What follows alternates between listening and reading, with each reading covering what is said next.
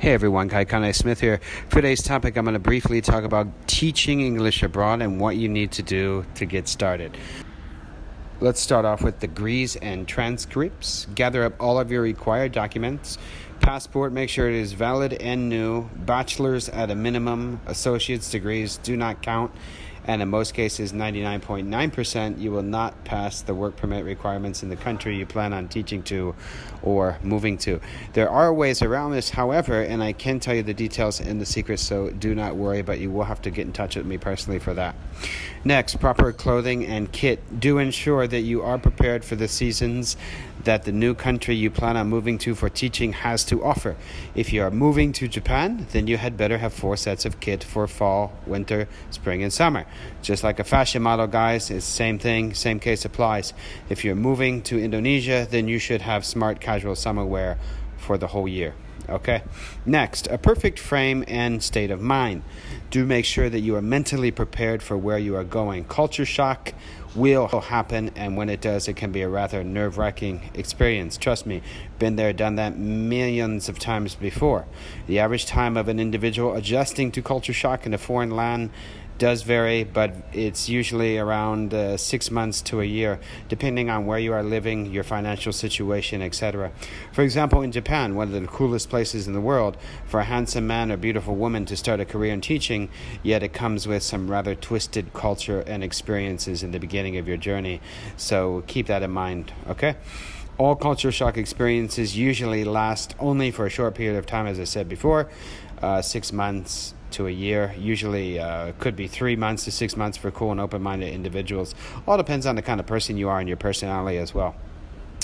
In some cases, some guys and gals can't get their heads around it, so they sadly end up throwing in the towel and do end up evacuating back to their homeland with their hopes and dreams of teaching and making it rich. Teaching English no longer a reality.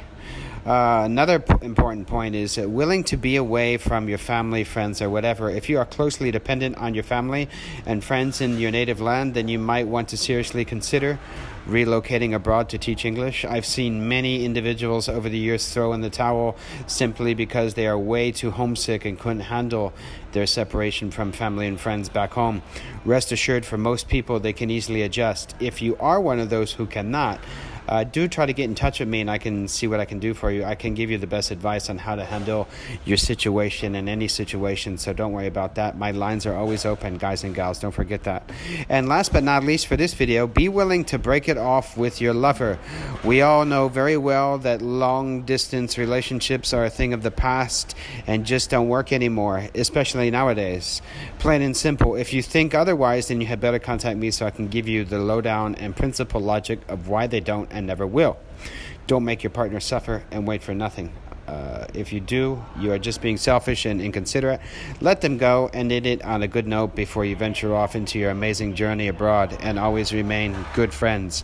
The simple reason as to why LDRs don't work, guys, is self-explanatory in itself. You are there in your new locale and your partner is over there, your hometown, wherever.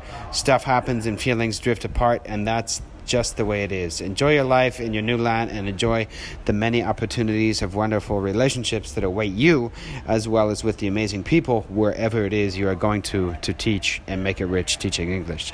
That's it for today, chaps. Be sure to check out my cool website, getrichtechingenglish.com, and get my book yet if you haven't. Also, if you have any in-depth questions that need finely tuned answering or would like to book a private one-on-one consultation to get the best advice on earth possible on how to find an ESL job abroad, or where to move to teach English overseas, or learn the secret tips and tricks of teaching and how to make tons of money, then please don't hesitate to book an email or Skype consultation with me via my website.